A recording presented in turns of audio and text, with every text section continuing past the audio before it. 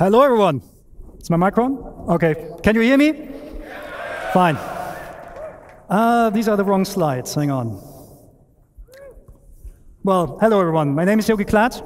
I'm a principal vehicle programmer at Cloud Imperium Games, and I focus on space flight and space combat. I really love my job, so this is why I'm really excited to show you the progress that we did on Squadron 42 in the last 2 years. So there's two things I need to say here. First thing is, we're doing a live demo, and the build is about 12 hours old, so there is a good chance. There is a good chance for bugs, which, well, if you see them, just look away. It will be fine. The second thing is, I'm not flying myself today. It will be Brent Gunzinger. He's using a setup of 2 VKB sticks, so left and right HOSA setup from VKB, and he's also using the fantastic Toby device. So we'll swap during the presentation between using head tracking and not using head tracking. Yes, so, but the good thing is, the relationship between you and your starship, it doesn't start when you take off, it starts way before that. There's a lot of stuff we do now in pre-flight. So please welcome back Ines Caldas, who will walk us through that process.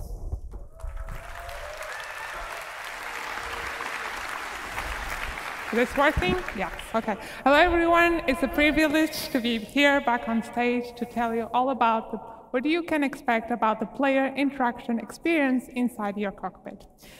If you, like I've told you before, how we've been working towards improving the player interaction experience all across our game. And we wanted to bring these improvements to what happens inside the cockpit. So we wanted to give you a greater immersion and Okay. Yeah, the slides are not, sorry about that. Yeah, so you want to give you a greater immersion and give you a closer experience to what pilots go through in real life, not only when you're flying around your ship, but the moment you take your seat at the cockpit.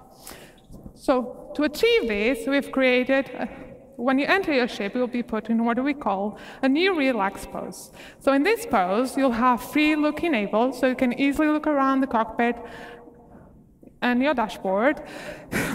The prompts will be showing over the buttons, so you can easily find the ones you have to interact. And you, the pilot, have to press all the different buttons to get your ship ready for flying, and the character hands will be lowered away from the control stick. So all of this blends neatly into our new player animated interaction system, whereby any button is now physically pressed. So this new system uses what we call a CDIK approach. This stands for code-driven IK, or inverse kinematics, and gives full control of the IK setup to the code. So this, among other things, allows us to record the path of the hand relative to its target. So we can have more detailed animations than just simply blending the hand into position. So for example, we can open a flap and then press the button. But enough of me talking, let's go jump into the demo and see all of this in action. So now. So Brand very kindly will get us into the ship, while you'll see the new enter sequence. And you'll see the new animations we have been working on.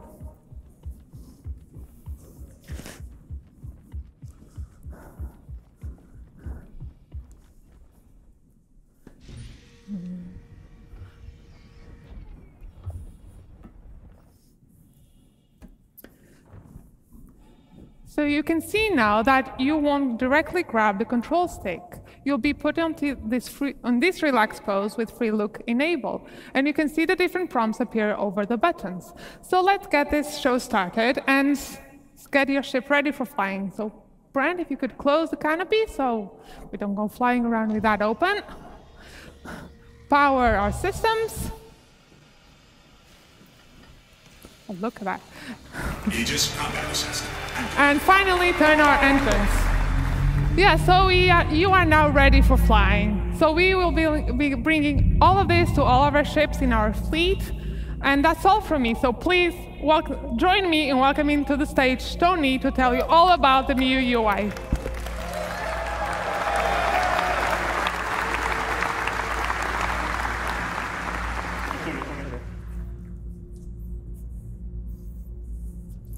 Hi, everyone. My name is Tony. I'm Senior UI Programmer here at CIG. And I'm here to explain some of the spoilers that you saw yesterday about our new ship UI. So, are you ready to see the ship UI in action? Right. Bone, play the demo. Brand, continue with the demo. So, as you can see already, this ship has less intrusive UI, with more space to enjoy the stunning vistas that planets can offer, and less cluttered views so you can focus during combat. This also means that the UI elements are now more relevant to the situation, linked to the operator mode. For example, when we change to scan mode, the crosshair has scanning information about your target, and even the MFDs have changed. Some of these elements can be customized, but we'll see more about that later. For this demo, we're showing the UI developed for this Gladius. Basic information related to navigation will always be available on your view, and this Gladius displays all of that with holograms around the dashboard. But other ships may have different layouts and styles, on brand with the manufacturer. For example, the Drake, that makes more affordable ships, rather than fancy and probably expensive holograms, may use physical screens, dials, and light indicators. This dashboard shows your current speed, the remaining afterburn, and some decoys available. On both far sides, we have status indicators that will show things like if your landing gear is on or any other flight systems. Worth mentioning that we have prototyped these for the demo, so right now they're holograms, but on the final design, these are going to be physical screens. On the far left, on the top of the dashboard, we have the indicator of which master mode and operator mode are you on. So let's change that to combat and talk about these new MFDs. So we have reworked all of these MFDs from scratch with brand new views using our UI technology building blocks. We can still navigate through these MFDs using the classic mouse interaction, holding F and then moving the mouse. On the left here, we can see the scanning view, which is going to show information that you obtain when you scan a target. It may show information about the ship name, the pilot name, or even the current operator mode of your target, so you know if they're just chilling around or they are ready to fight you. Cycling to the left one, we have the target status, which will focus on emissions, damage, and orientation of your target. We'll see that in action later. The next one, continuing to the left, will be the self status, which is contextual. So during navigation, that will show your current fuel, but during combat, like right now, will show information about your guns. You can click on the gun, and you can see basic information about that. You will see the name, and you can also see in which group they are assigned, which Yogi will explain later. On the MFD on the right side, we have the power management, where we can distribute the power of different systems of the ship. You can click on the triangle and move it around to change the distribution, and you can turn down the total power of the ship that will generate. The classic key bindings that you all know already works, so when you change the power management, you will see now a triangle on top of the radar to show you the changes. Now, instead of using mouse, you can also use key bindings to select MFDs and cycle through the views, which might be faster when you are in certain situations, like during combat. And for those pro players out there, we have added about 100 key bindings, and I mean 100, to navigate through all of these systems. So you can fully customize how you want to navigate through them. And I really hope that's more than enough to use on your keyboard, on your HOTAS, or even on your game class setup. But if you need more, just let us know. Anyway, I think you're not going to need even those many shortcuts.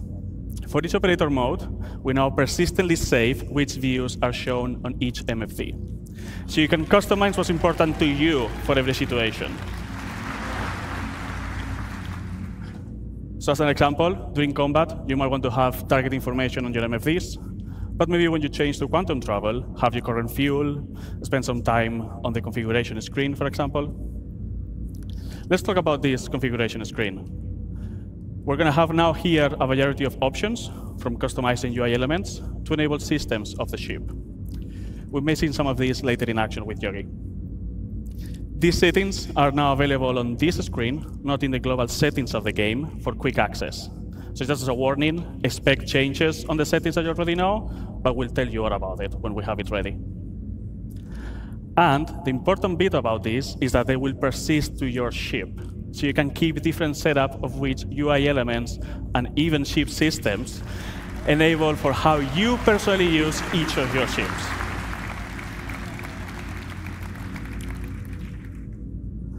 Now, some of you might be thinking that these Gladius doesn't have enough MFDs. Can we enable the top setting? For those of you that you want to see even more information, you can now cast versions of these MFDs to your helmet.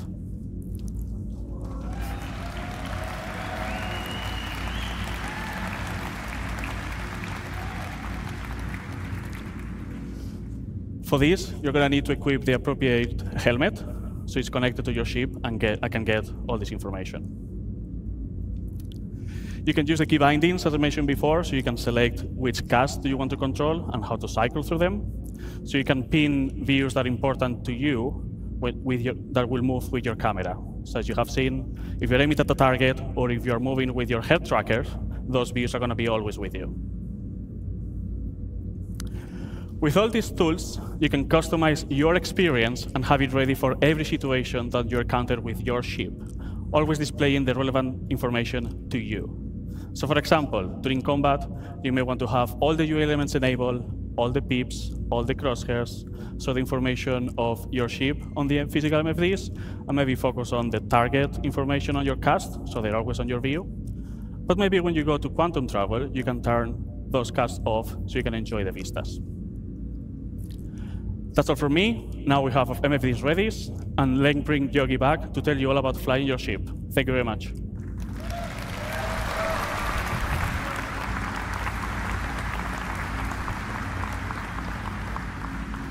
Okay, at this point, our ship is fully powered up, ready to fly. Pre-flight is complete. So Brent, please take off, put the landing gear in, and bring us out.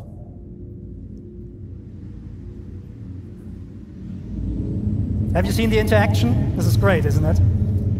Okay, so one of the problems we always have in space games is to produce a sense of speed. Space is big, and the sense of speed is always produced by small things going around you.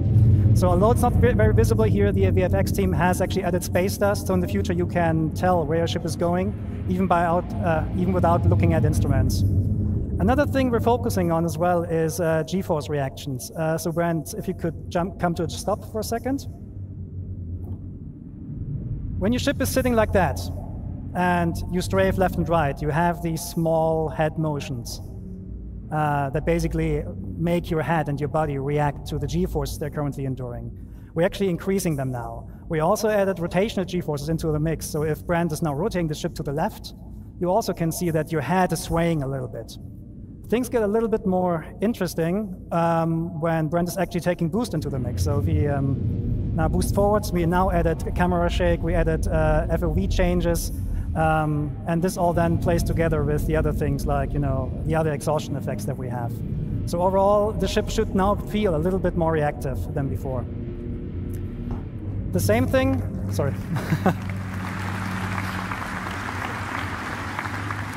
At the same time, we reduced the extensions that that the look-ahead code is doing. So we basically narrowed it down a little bit so it mixes better with G-force reactions, so that even when you don't have a head tracker or something like that, it will still feel pretty good. But this is just a minor change.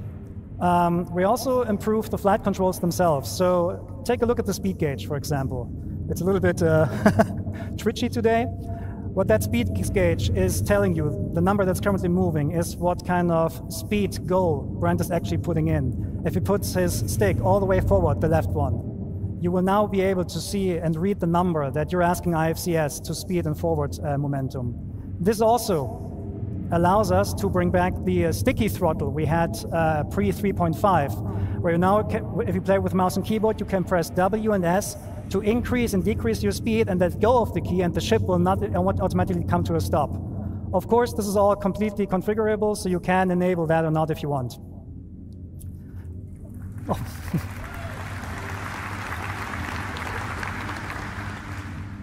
Okay, Brent, give me some hard flying now, like blackout and all that. Okay, so another thing we changed in the flight model is that we actually looked at the tricoding exploits. These are really important for PvP and racing players among you, because tricoding gives us a mathematical problem that we're trying to resolve. On some ships, when you tricode, you get actually up to 50% more acceleration. That huge difference actually makes a lot of the ship difference meaningless, so we're cutting back on those. So a first implementation of that is already available in the master mode testing areas in 3.21, I think, but we're improving the algorithm right now so that it actually is less punishing in future master mode builds. This is actually a current version, so as long as you go roughly forward, you get the full Gs from your back engines. Okay, so now the biggie in the room. We're talking master modes. Master modes is by far the biggest change we're doing on the ship gameplay. In general, all of your ships will be put into, or will get a master mode setup.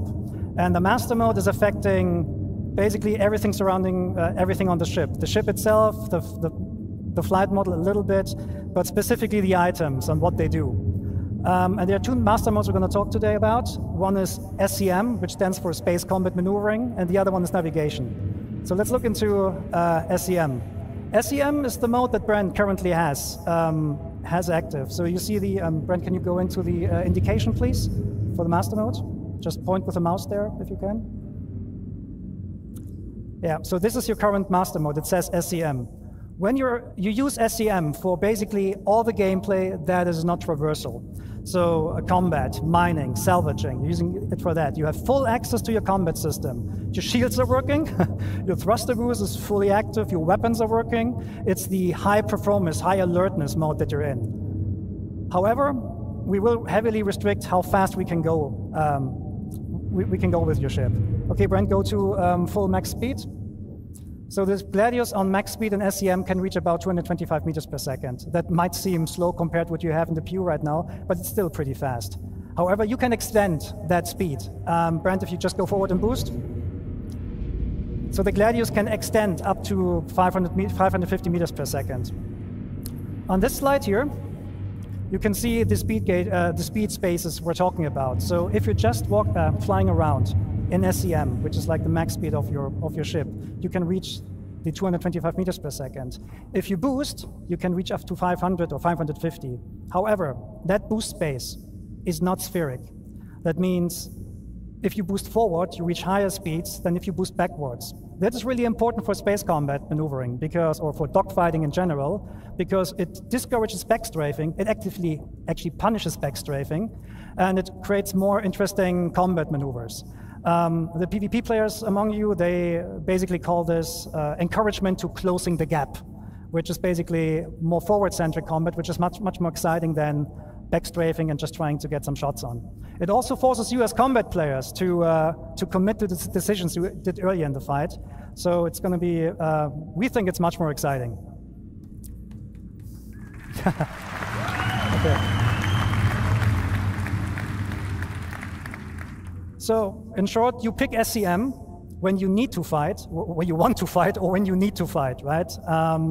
The thing with the master mode switches is that they do not happen instantly. They take a while to move over. So we're now going to put our ship into the second mode, which is navigation. So navigation mode is basically the opposite of SCM. What this does, it gives you a high-speed, low-performance mode. Your shields, they will collapse. Your weapons will not be able to fire. Your defensive systems will not be functional. But you have higher speeds. So in nav mode, you can still reach the speeds of what you have currently in the PU, something, I mean, depending on the ship, sometimes 1,000 meters or 1,400 meters per second. But all your regenerative systems, so regenerating the weapon capacitor, your thruster boost, will be inhibited. So this means when you want to go fast, you need to be very, very careful when you want to swap over. So imagine you're in a fight and you want to escape. You should not do it right away, because if you just swap to navigation mode in the hope to flee, you are being left with no shields. And the first thing that will go offline when you are hitting with distortion guns is the quantum drive. And that is important, because the quantum drive will spool automatically up when you enter nav mode, and it will then unlock the higher speeds. So this means when you're in nav mode and you're fighting, you're very vulnerable, so you should get out as fast as possible. Luckily, navigation mode not only allows you a higher speed, but also gives you access to the new quantum travel experience, which we're going to show in a minute. So that is nav point that you see there on screen. This is the point where I want to go to and quantum travel to. Before we do that, I need to quickly explain what this is about. So currently in the PU, when you quantum travel from A to B, you're actually not really moving. You're going on a spline, and you're teleported in every frame along that spline. So there's basically no meaningful gameplay we can add there. The new quantum travel experience is fully physicalized. Physics is always on, which means when you quantum travel from A to B, you're actually accelerating using our awesome physics engine. And because it's physicalized, it gives us a lot more meaningful gameplay we can play with. So Brent will start the quantum travel in a second. What will happen then is your quantum drive will initiate the jump. You will see an effect that distorts the space around you, and you will accelerate forward. During the acceleration process, so this is the time until you actually reach your cruise speed, the ship will experience forces, and you as a player, you're responsible to counter these forces. So there is an element of failure. Okay, Brent, let's show that. And take your hands off.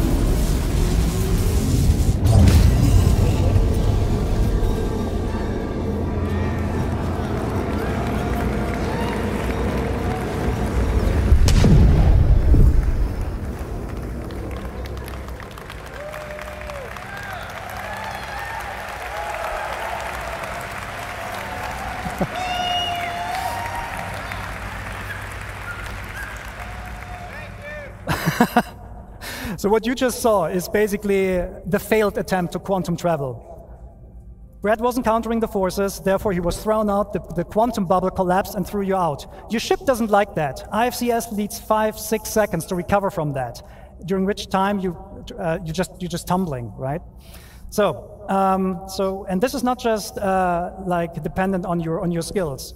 If you think selecting a proper quantum drive doesn't matter in the future, think again. You want to take care of your quantum drive. You want to repair it and keep it in good shape. So if you buy a cheap one, your travel will not necessarily be faster, but it might be harder. Okay, so Brent, show us how it's done properly.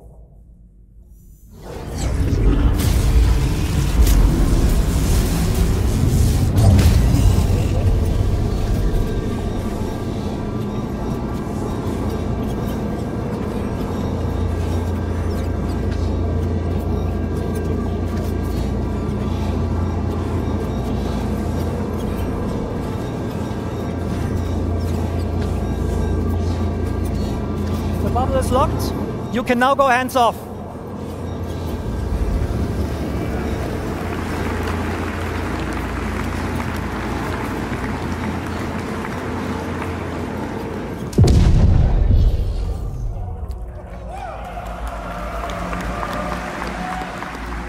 Okay, so there's a second variant of quantum travel, and this is for short-range jumps. Sometimes you jump somewhere or you go somewhere, and you see the next point of interest is like 1,200 kilometers away.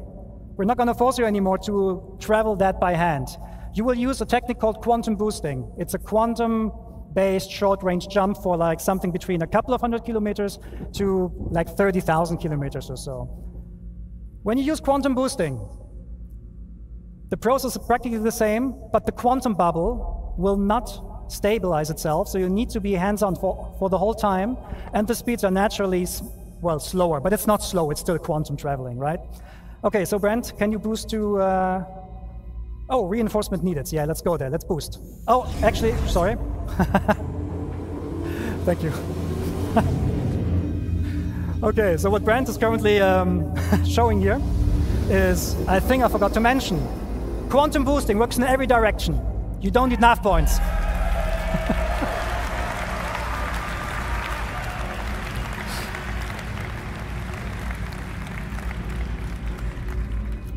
Brent is awesome, thank you. Okay, so now please boost to reinforcements needed. So if there's enough point and you boost, your quantum travel system will pick that knife point to go to. Welcome to Pyro 3.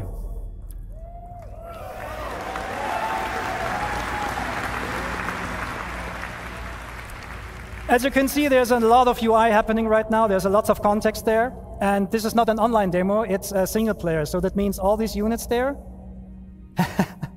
they're friendly and hostiles, they're probably fighting with each other, which is a good segue to talk about AI improvements. And there's one man who can tell you all about AI.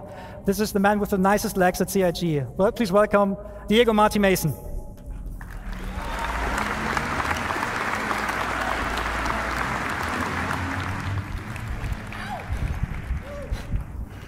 So who's excited to see the new AI changes?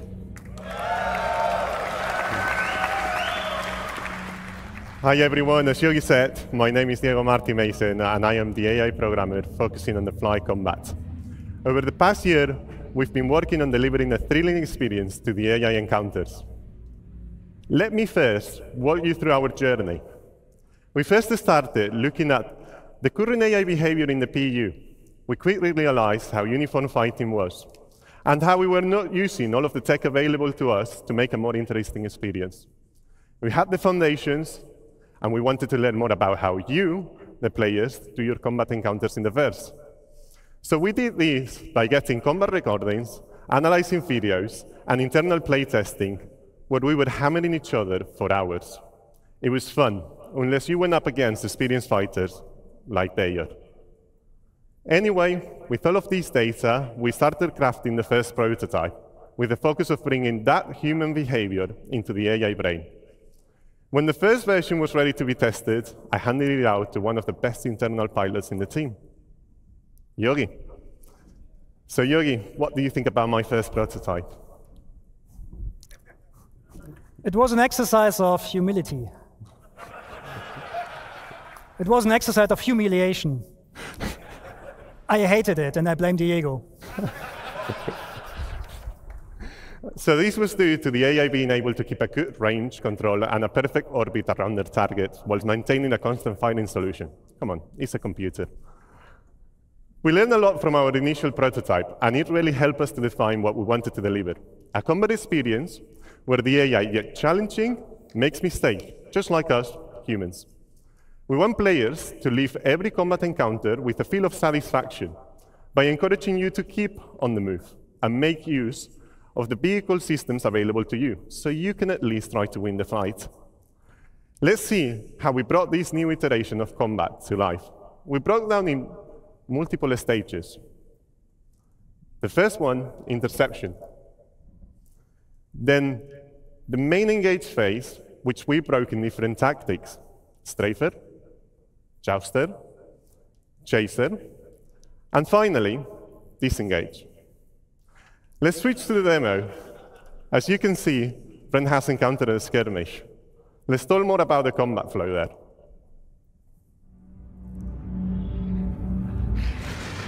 Okay, we will start with interception. After acquiring the target, the primary aim is to close the gap with the target. If the AI is already near the target, the interception phase is skipped completely.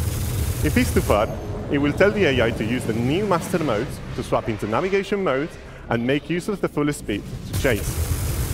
Swapping back to SCM mode when we are in a striking distance. That leads us to our second phase, engage. Here the AI selects an adequate tactic based on combat environment. These are chosen via the traits and tactic selector system. You've heard more about them in the previous talk by Francesco.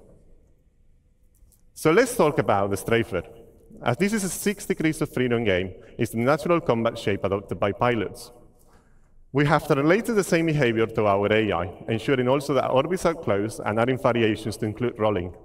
Strafers will break combat if they cannot keep an orbit. So now we see how the Hammerhead is being attacked by Hornets. These Hornets are jousters.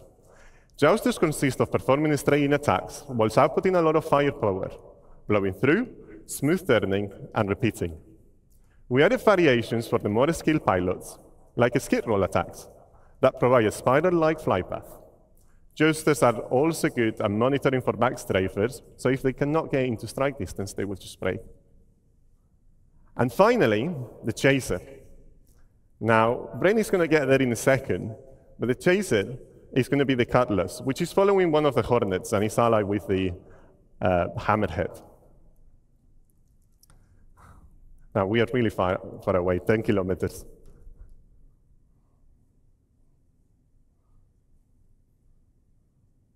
So the chaser, it will try to always stay on the target 6. The idea is to force the target into a defensive stance by making them turn into the chaser. This maneuver will be seen mainly in squads and atmosphere combat. The final phase, which can happen at any time, depending on the combat situation, is disengage. This phase is triggered based on constantly listening to multiple events in parallel. To name a few, critical health, damage to shields, or weapons depleted. There is also a shorter version of disengage that we call pace breaks, which occurs during long periods of combat due to fatigue, nature of the combat encounters. These pace breaks are short, and the main objective is to perform a simple maneuver to gain a new advantage position and strike again. This new flow is what encompasses the core of our new AI Fly combat experience, in combination with AI traits that will give designers the tools to tailor each combat encounter in the verse. Like, for example, they can choose the ace traits that will allow AI pilots to make use of all of the ship's angular velocity so they can keep a more precise orbit. So for some of you out there, it's going to be a good challenge.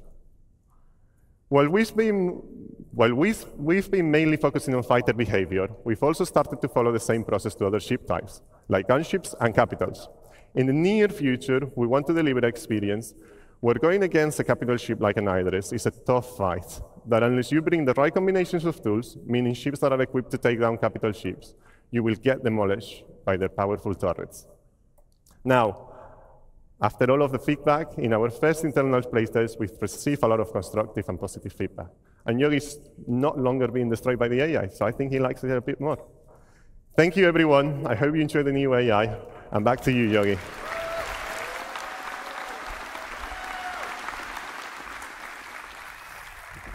Thank you, Diego.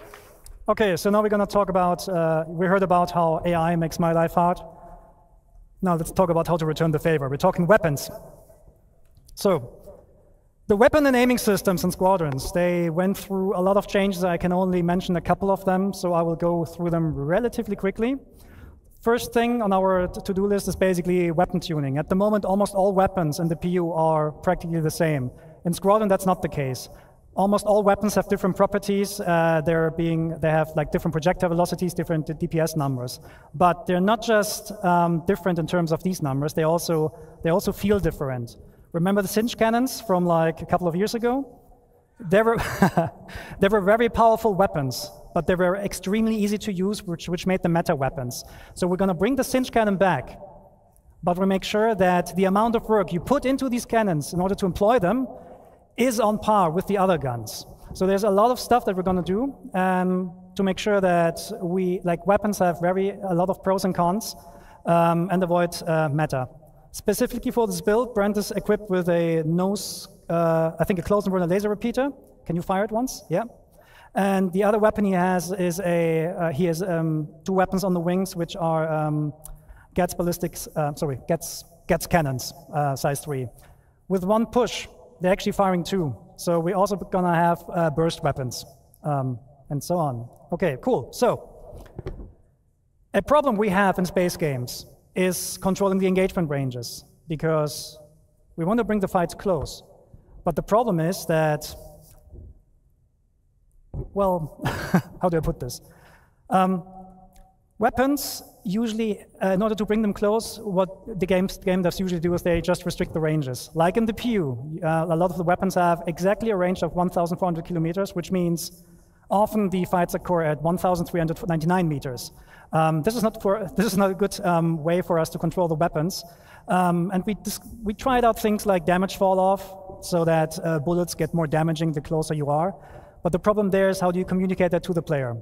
So we're going to do a couple of different things with that in the future. Let's see when the graph comes on. OK, so show of hands or show. Which of you has an Ares? OK, as an Ares pilot, you might know the following problem. You have a target. you're going to aim at it. And then you, this is, what the? Okay, I need to go back. Okay, there's actually some stuff not there anymore, I don't know.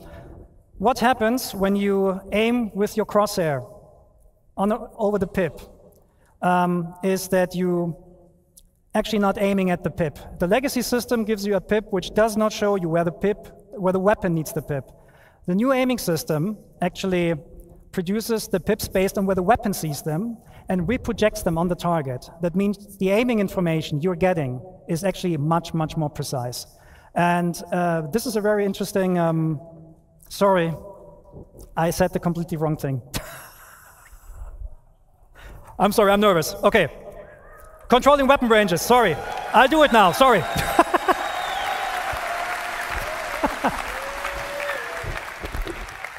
Okay, sorry. Okay, controlling ranges. In the future, all the weapons will get much, much longer ranges. Size 1 weapons will fly to up to 5 or 6 kilometers before the despawn. The way how we do this, how we do this is we're adding spread. Because spread is for us is a very good indication on how to control the ranges. This is not a one-to-one relationship there, so don't worry, you won't get like spread with like 20 degrees offset or something like that. Don't worry, right? But if we compare the spread of the weapon with the target size, we know when the weapon is in range. We know when you actually are close enough so that the majority of your hits can hit, and we're telling you that via the aiming system now. So, Brent, let's go back to the demo. If you get a green pip and a green crosshair, it means you have a high chance of your weapons hitting the target. If Brent takes a little bit of a step back and waits until the pips and the crosshair turn red, this does not mean that the ship is out of range. You can still hit it, but you might waste bullets. This also has the benefit that, I'm not sure if you saw that before, but if you look at how many bullets are in the air, you're actually getting a lot of bullets, a lot more bullets, and it just looks a lot better. Okay, Brent, just kill these guys now. Bam!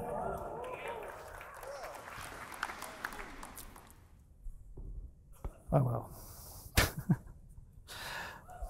Okay, so that was this one. Okay, a thing you might have seen is that Brent is loaded with size 3 guns on size 3 gimbals. That means we're removing the M-1 system. The reason for that is the original intention of like controlling the performance between joystick and mouse players just didn't work out, and the new aiming system is flexible enough to deal with these differences. So we're just removing it and keep going. So next point, pip grouping. If you have different weapons with different projectile velocities, you will get different pips. Because merging the pips makes no sense for us anymore, because the weapons are going to have vastly different projectile speeds. So if Brent, for example, enables all the weapons now, you get separate pips. So let's talk a bit about pip optimizations here. And this is the thing I messed up before. Again, who is an Ares? If you aim at your target, you get a pip, right? Your Ares owners know that. You aim at the pip, you shoot, you miss. And this is because the pip is not being shown where you need it. In the future, we're actually offsetting the pip where the weapon sees it and then reproject this onto the crosshair. Like that. And when you then hit, you hit. No, when you then shoot, you hit. And this is, of course, also communicated by the aiming system. So when the pips turn green and when the crosshair turns green, just shoot. Okay, so now to the actual best part. We cannot take down this hammerhead. It's too big for us. But we can cripple it. The weak points on the hammerhead are the turrets. The way we're going to do this in the future is with precision targeting mode. Brent? Enable precision targeting mode. There we go.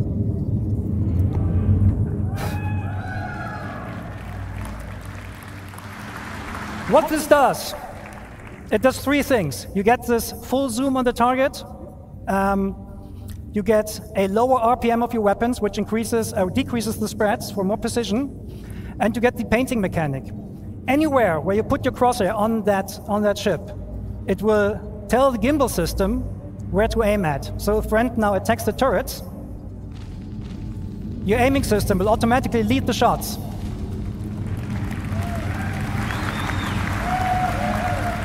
Bam! One turret down.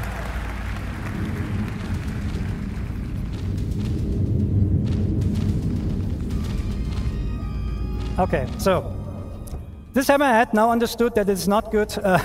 It doesn't stand a chance right now. But this will be the way how you in the future will fight against sub-targets and so on. The good thing about this, it also works even without painting the target directly, so you can do very, very precise warning shots. And there's no aim assist that kind of like destroys your aiming processes.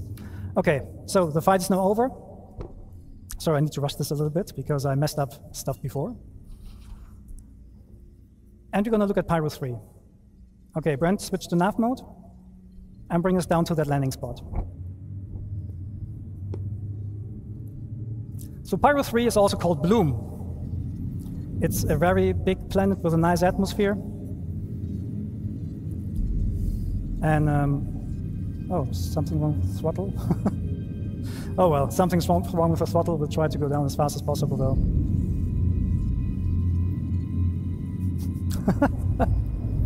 I said gameplay demo might have bugs. Okay, gonna go there now. Okay, yeah, steeper angle, that works. Okay, so the thrusters on your ship, they do not like they do like the vacuum of space. Well, we're talking spaceships here, right? And we have thruster efficiency curves on these thrusters. So at some point, especially the MEF thrusters, they will cease working because they don't like atmosphere. They will overheat very, very quickly. So there's the question, what happens when you go down to a planet and you want to rotate your ship with your thrusters off? Well, we'll see. Can you go to external view? Can you waggle your tail?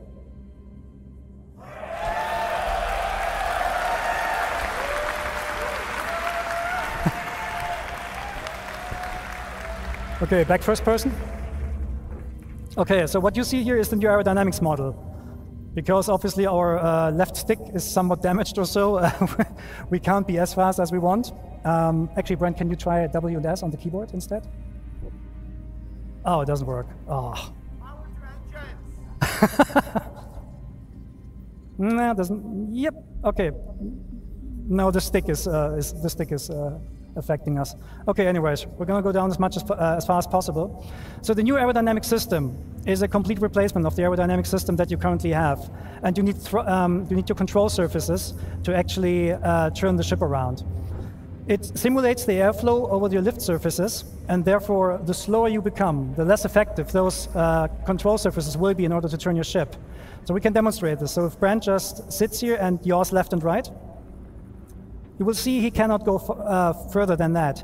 That is in line with what real airplanes also experience when they're trying to use the rudder to yaw left and right. So what Brent can do here is he can roll and he can pull to actually change his direction.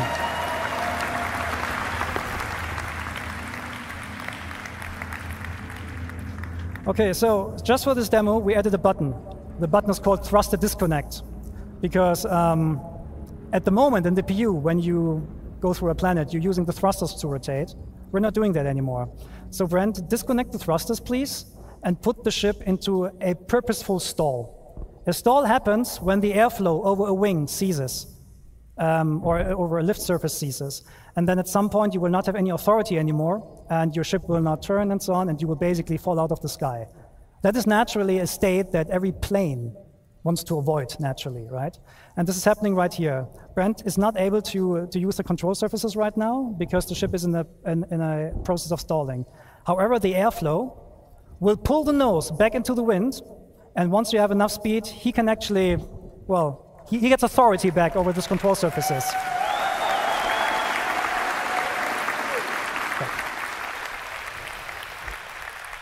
That means for you as players, what you can actually do, you can do aerobraking, you can do pure gliding if you want to. You can even do like competitions, like, I don't know, like drop ships out of orbit and then see how far they glide. This is all possible with a new system. So let's talk about the problem. How do you come to a stop now? To come to a stop with the new system, you need to purposefully put the ship into a stall. But don't worry, when we don't have the thrusters disconnected, IFCS will help you. So you're going to bring down the speed more and more until you're reaching stall speed, which is about now. And then the thrusters will kick in and catch you. That means, however, you are now in a state that the thrusters don't like, right? So at the moment we have turned this up, but in the future you will not be able to hold this for long.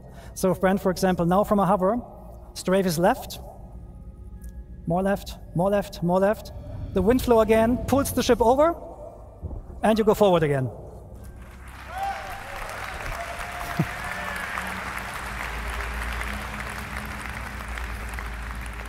Okay, so now Brent, now show us how to come to a hover, and do we have some water here? Oh yeah, there's our point, okay.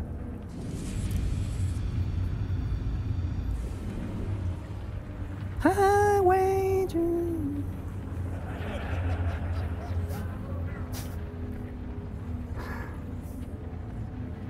Okay, so there's our landing point.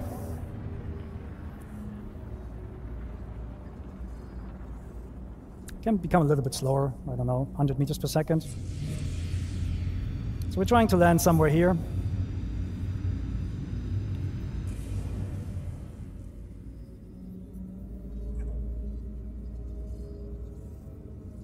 Whoa, look at this.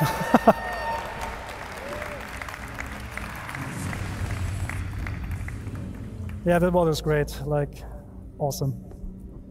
Okay, so now we're coming to a, so now Brent will try to land with a broken throttle. Landing gear deployed.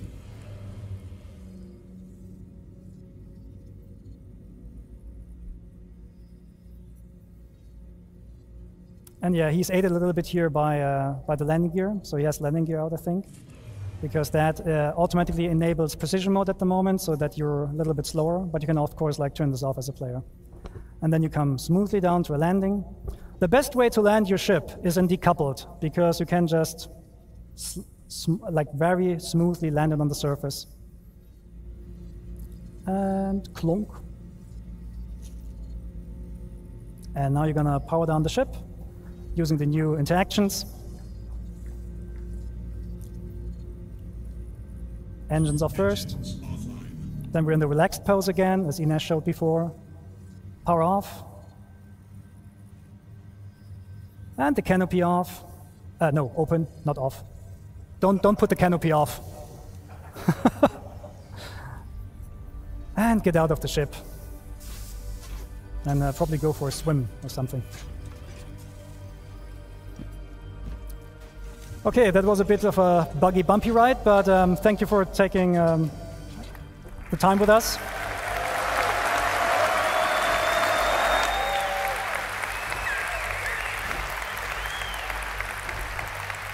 And we'll see you in the verse. Thank you.